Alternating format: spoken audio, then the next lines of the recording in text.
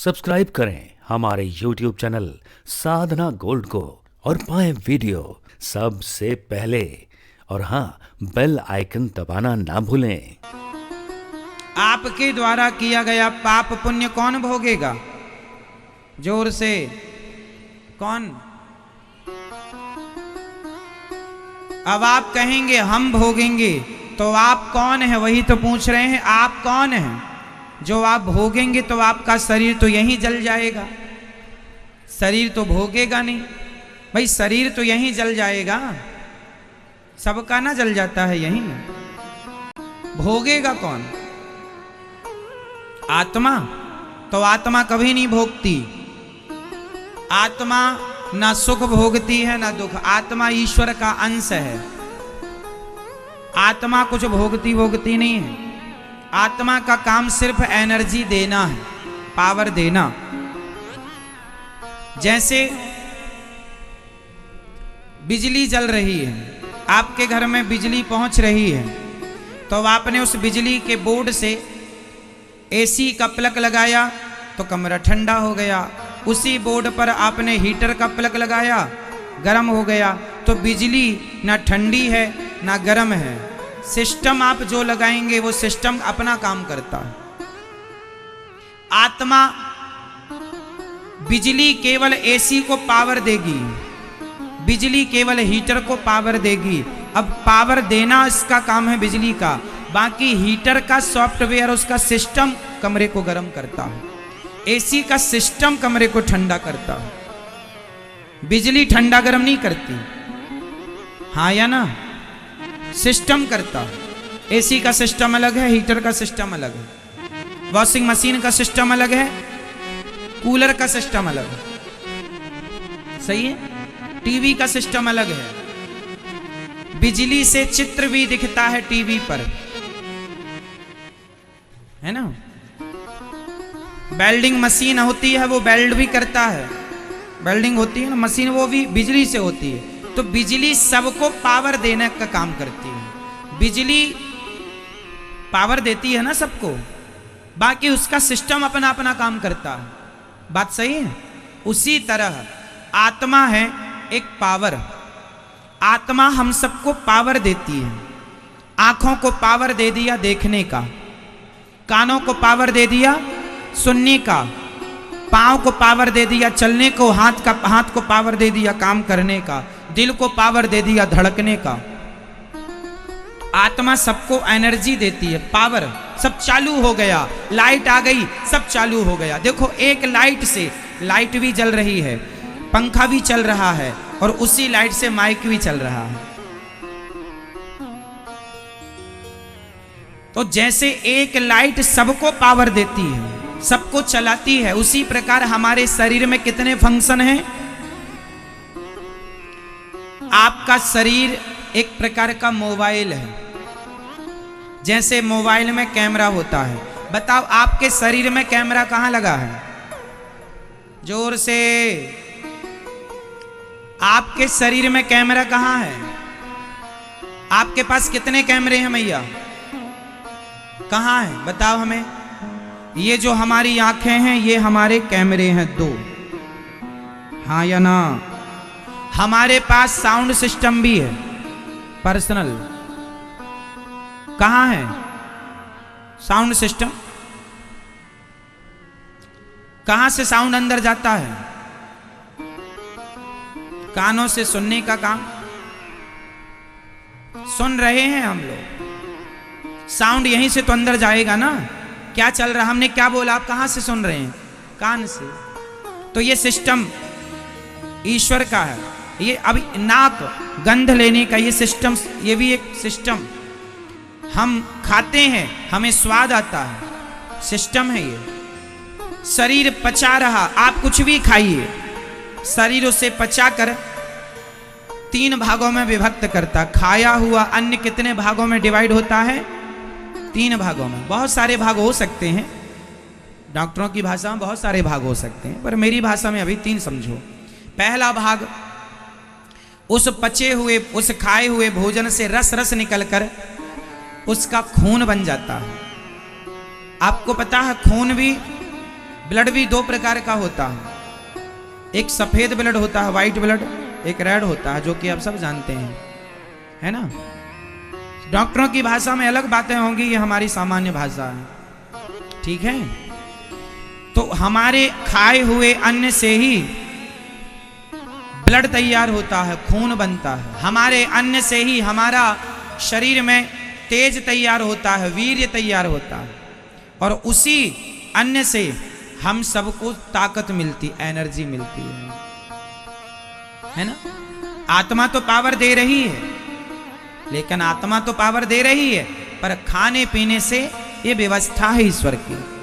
तो भोजन से पहला रक्त तैयार, तेज तैयार, और तीसरा वो जितनी जरूरत की, जैसे व्हाइट ब्लड इत्यादि और चीजें, और फिर बचा हुआ कच्चा मटेरियल जो फ्लॉप खराब चीज है, वो मलमूत्र के रूप में अलग।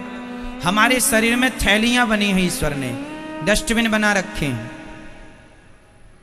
थैली, बाथरूम की थैली अलग होती है शरीर में, पानी पानी वहां इकट्ठा हो गया, मल मल अलग, उसकी थैली अलग है, वो अलग इकट्ठा होता है। ये सिस्टम किसने तैयार किया? ईश्वर ने। और बिल्कुल प्रॉपर चल रही हैं चीजें, व्यवस्थित। तो परमात्मा ने ये जो सिस्टम तैयार किया, हमारे शरीर में कैमरा है, साउंड है, हमारे बोलने की शक्ति है, ये सब किसके द्वारा ताकत? आत्मा गई, सब बंद, ना आंख देख सकती, ना कान सुन सकता, ना पेट पचा सकता, तो बिजली गई, सब बंद। तो आत्मा जो है वो पावर है, सबको एनर्जी देती। और वह आत्मा स्वरूप किसका है? आत्मा किसका स्वरूप होता है?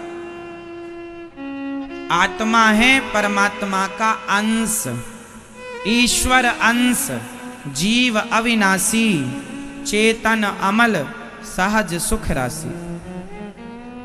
आत्मा ईश्वर का अंश है। हम किसके स्वरूप हैं? परमात्मा के। हम उसी के अंश हैं, वो अंशी है, हम अंश हैं। जैसे समुद्र की एक बूंद है, समुद्र की पर एक बूंद है, उसी प्रकार ईश्वर समुद्र की तरह है, और हम सबकी आत्माएं एक बूंद की तरह हैं उसी का अंश। एक बोतल आपने गंगा जल भर लिया, तो बोतल में पानी छोटा थोड़ा सा है, लेकिन है वो गंगा का। आप अमेरिका ले जाओ, लंदन ले जाओ, जापान ले जाओ उस पानी को, पर वो कहलाएगा गंगा का। पीपल का पत्ता कहीं भी चला जाए, कहलाएगा पीपल का। उसी प्रकार आत्मा जहां भी है, चींटी के अंदर है, हाथी के अंदर है, वह आत्मा ईश्वर का अंश ही कहलाएगी, वहीं से सप्लाई हो रही है। तो आत्मा केवल एनर्जी देती है। आंख देख सकती है, अब क्या देखना है क्या नहीं देखना, ये आपको डिसाइड करना पड़ेगा। आप मीन्स कौन? आप मीन्स आपका मन, आपका सूक्ष्म शरीर, ठीक है। जब आप यहां से जाते हैं मरकर, तो आपका शरीर यहीं रह जाता है। नरक स्वर्ग भोगने कौन जाएगा? आपके शरीर में कितने शरीर समाये हैं? आपके शरीर में कितने शरीर हैं? आप कितने, अर्थात आपके शरीर कितने होते हैं? नहीं पता? हम बताएंगे आपको। हम सबके शरीर होते हैं 3। पहला शरीर ये बैठा है आपका, जो आप दिख रहे हैं, इसे कहते हैं स्थूल शरीर। एक शरीर होता है जो सपने में एक्टिव होता है। जब आप सो जाते हैं तो सपना देखते हैं, सपने में हरिद्वार गए, सपने में वृंदावन आए, सपना। तो सपने वाला शरीर भी एक शरीर है, जो आप एक बिस्तर पर सोया है और एक वृंदावन में घूम रहा है सपने में। तो 2 हो गए, हाँ या ना? और एक तीसरा शरीर होता है कारण शरीर। कारण मतलब आप किस कारण मनुष्य बने, ये किस कारण लंगड़ा हुआ, ये किस कारण अंधा हुआ, ये किस कारण बकरा बना, ये किस कारण बिल्ली बना, ये किस कारण, जिस कारण आपने योनियां पाई, वो कारण है। आप स्त्री क्यों बने, इसका कोई कारण है। ये पुरुष क्यों बने, इसका कोई कारण है। ये तुम्हारा ही बेटा क्यों बना, ये कोई कारण है। अब वो कारण क्या है ईश्वर जानते हैं। तुम्हारा पति दुष्ट क्यों है, किस कारण से तुम्हारे को ये पति मिला जो बहुत दुष्ट है, और तुम्हारा पति बहुत अच्छा है, किस कारण से तुम्हें अच्छा पति मिला। तो जिस कारण से ये सब हुआ वो एक कारण शरीर होता है, कारण शरीर। तो एक स्थूल शरीर, ये सूक्ष्म शरीर सपने का, कारण शरीर जिसके कारण आप स्त्री बनी और पुरुष बने। 3 शरीर। तो कारण शरीर तो ईश्वर के हाथ का है कि वो कौन सा पाप पुण्य हमने किया है उसके कारण हमें सब मिल रहा है, वो उसकी चर्चा ना करें। 2 शरीर की चर्चा करें, एक स्थूल शरीर एक सूक्ष्म शरीर। तो स्थूल शरीर तो चिता में जल जाएगा, सबका जल जाएगा, बचेगा कौन, सूक्ष्म शरीर जिससे सपना देखा था। वही शरीर आत्मा जब मरते हो आप लोग, तो मरने के बाद आत्मा निकलकर उस सूक्ष्म शरीर में जाती है और वही सूक्ष्म शरीर को पकड़ के यमदूत लेकर जाते हैं और उसी सूक्ष्म शरीर से यमराज जी हिसाब किताब पूछते हैं, क्या पाप किया क्या पुण्य। पूरी हिस्ट्री निकल कर आ जाती है आपके पाप पुण्य की, और पाप पुण्य का हिसाब किताब करके यमराज जी फिर न्याय करते हैं कि आपका पाप ज़्यादा है। माना कि किसी के पाप 5 किलो हैं, तो 5 किलो पापों का दंड देने के लिए 84 लाख योनि में फिर भेज देंगे, जाओ कुत्ता बनो, बिल्ली बनो, सुअर बनो, हाथी बनो, चमगादड़ बनो, नाली का कीड़ा बनो, जाओ भोग के आओ। जब भोग के आएंगे तो फिर जो थोड़े से पाप हैं, जो थोड़े से पुण्य बचे, 100 ग्राम पुण्य माना कि, उस पुण्य के बल पर आपको फिर मनुष्य का शरीर दिया जाएगा। और अब ज्यादा पुण्य करके जाएंगे तो सदगति हो जाएगी, और जरा कम पुण्य रहे तो 84 के चक्कर में भटकते रह जाओगे। इसलिए पुण्य ज्यादा पाप कम करना चाहिए, लेकिन आप उल्टा कर रहे हैं। पाप ज्यादा करेंगे तो भोगते रहेंगे नाली का कीड़ा बन के। अभी तो सब अच्छा अच्छा लग रहा है, लेकिन बाद में पता चलता है। कोई केला खाए और पानी पी जाए, बताओ क्या होगा, जोर से बोल दो। कोई केला खा के पानी पी जाए क्या होगा, जोर से। सर्दी खांसी होगी, बिल्कुल होगी। केला खाए और पानी पी जाए तो सर्दी खांसी होगी। आज नहीं हुई कल होगी, कल नहीं हुई परसों होगी, वो होगी थोड़ी बहुत जरूर। आप स्ट्रांग हैं, मौसम अनुकूल है तो भले पच जाए। अब जैसे गर्मी है बहुत ज़्यादा और कोई केला खा के पानी पी ले तो वो ठंडक बन के शरीर को मेंटेन कर लेगी। पर अब ये सर्दियों में कोई केला खाए और पानी पी जाए तो निश्चित सर्दी होनी ही होनी।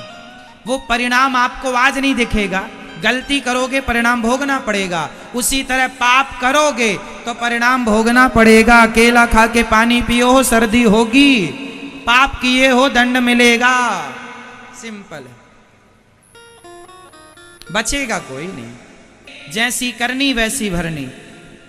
84 लाख योनियां, ये 84 लाख भगवान के जेल हैं। जो जैसा पाप करता है उसे वैसी योनि में डाल दिया जाता है। अब एक छोटा सा सवाल आपके लिए मैं कर दूं, ये बताओ कि आज के 100 साल पहले भारत की जनसंख्या केवल 50 करोड़ थी, माना कि फॉर एग्जाम्पल, तो आज 135 करोड़ जनसंख्या हो गई। तो जब आत्मा का जन्म नहीं होता, आत्मा मरती नहीं है, तो ये जनसंख्या कहां से बढ़ गई? ये सवाल कभी आपके दिमाग में खड़ा होता है कि नहीं? नहीं होता। इसलिए दास ने आपको प्रश्न भी दिया है, उत्तर भी देगा। बताओ, आज के 50 साल 100 साल पहले भारत की जनसंख्या माना कि 50 करोड़ थी, क्यों जी, सही है? आज 140 करोड़ है, तो जनसंख्या कैसे बढ़ गई? जब शास्त्र कहते हैं कि आत्मा का जन्म नहीं होता, नैनम छिंदंती शस्त्राणी न मरती वासांसी जीर्णानी यथा विहाय, आत्मा ना जन्म लेती है ना मरती, आत्मा अजन्मा है, अमर है। जब जन्म नहीं लेती आत्मा, जब मरती नहीं है आत्मा, तो भैया ये जब बिना मरी आत्मा, फिर इतने जनसंख्या कहां से बढ़ गई? ये प्रश्न है या नहीं? उत्तर दे दूं? उत्तर लो। एक बात बताओ, यदि आपके सामने 5 दर्पण रख दिए जाएं तो आप 5 दर्पणों में एक से दिखोगे कि नहीं? हाँ या ना? यदि 100 दर्पण रख दूं मैं तो आप 100 हो जाएंगे? आप एक हैं पर आपके प्रतिबिंब 100 हैं। बिंब के प्रतिबिंब कितने हैं? यदि 1,00,000 दर्पण रख दूं मैं तो आप 1,00,000 हो जाएंगे? बोलो हाँ या ना? हो जाएंगे? नहीं होंगे। आपके सामने 1,00,000 दर्पण रख दूं तो आपके प्रतिबिंब 1,00,000 हो जाएंगे? बिल्कुल हो जाएंगे। हाँ या ना? आप तो एक हैं, आप एक के एक ही रहेंगे, पर आपके प्रतिबिंब सैकड़ों हो सकते हैं, हजारों लाखों हो सकते हैं। उसी प्रकार ईश्वर एक है, उस ईश्वर के प्रतिबिंब ही हम सबकी आत्मा हैं, वो कितने भी हो सकते हैं। इसलिए ना वो प्रतिबिंब ना तो जन्म लेता है ना मरता है। कांच तोड़ दो तो प्रतिबिंब बिंब में जाके मिल गया। भाई जब बिंब मरेगा तो प्रतिबिंब मरेगा, बिंब नहीं मरेगा तो प्रतिबिंब कैसे मरेगा? जैसे आपके सामने दर्पण है तो दर्पण में आप तब तक दिखेंगे जब तक आप रहेंगे, आप रहेंगे तब तक दिखेंगे, आप नहीं रहेंगे तो नहीं। तो ईश्वर तो सदा हैं, तो जब तक वो हैं तब तक आत्माएं हैं। जितने चाहे भगवान उतने भगवान आत्माएं प्रतिबिंब के रूप में भेज सकते हैं। इसलिए आत्मा पहले कम थी ज्यादा है, ये सवाल कोई सवाल नहीं है। ये तो ईश्वर का प्रतिबिंब है, कितने भी हो सकते हैं, कम भी ज्यादा भी। इसलिए सवाल कुछ लोग करते जरूर हैं पर इस सवाल में कोई दम नहीं, ये अज्ञानवश सवाल खड़े होते हैं। चलो, तो शरीर और आत्मा से संबंधित बातें समझ में आई। शरीर अलग है, आत्मा अलग है। आत्मा शरीर को क्या करता है? जल्दी जल्दी दोहराओ, रिवीजन। आत्मा शरीर को क्या करती है? जोर से बोल दो, अभी समझाए इतनी देर। ओनली आत्मा का काम है शरीर को पावर देना, एनर्जी देना, आंखों को देखने की, कानों को सुनने की, दिल को धड़कने की। आत्मा गई, एनर्जी गई देखने की, मर गया। फिर भोगा कौन? पाप पुण्य जो किया वो कौन भोगेगा? जोर से आप बताओ, जो पाप किया आपने वो कौन भोगेगा? ये मैया बताएंगे। दिल? हाँ,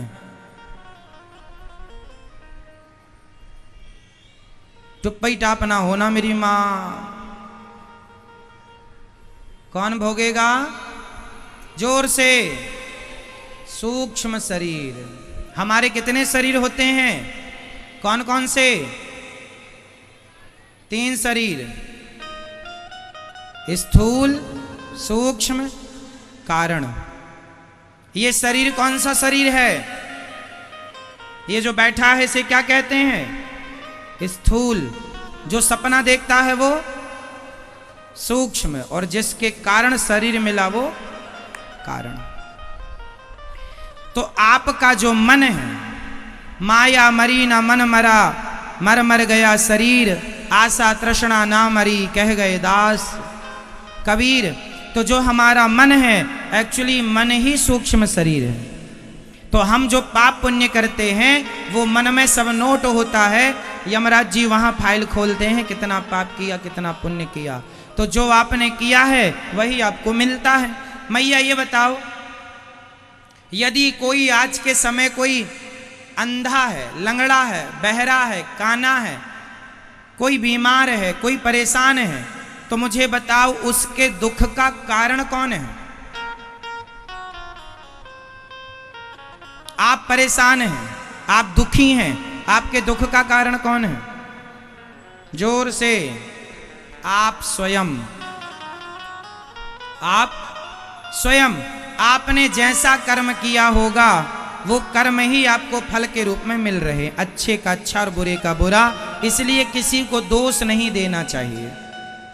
जैसा किया है वैसा हमें मिल रहा है, इसलिए उसे आनंद से भोगना चाहिए। आपके जीवन में यदि गरीबी है, वह भी आपके किसी न किसी पाप का ही फल है। आप अमीर हैं तो वह आपके पुण्यों का फल है। आप शरीर से दुखी हैं, वह आपके पापों का फल है। आप शरीर से सुखी हैं, वह आपके पुण्यों का फल। एक सिंपल समझो भाषा, आपके जीवन में जो भी दुख आता है वह इसलिए आता है कि आपके पाप उदय हो गए। पाप हमेशा दुखी करता है और पुण्य हमेशा, आपको यदि सुख मिला तो आपने पुण्य किए हैं इसलिए, आपको दुख मिला आपने पाप किए हैं इसलिए। कोई ना काहू को सुख दुख कर दाता, कोऊ ना काहू को सुख दुख कर दाता, निज कृत कर्म भोग सब भ्राता। तो हर आदमी जो दुख और सुख पाता है वह किसके कारण पाता है? उत्तर दो। वह व्यक्ति किसके कारण पाता है? जोर से, मैया ओ मेरी माँ, कान लगा लगा के सुन रही, बोलो हाँ क्या कहा? हाँ वो सुना। जो हम कह रहे हैं यहां कान नहीं लग रहा मैया का।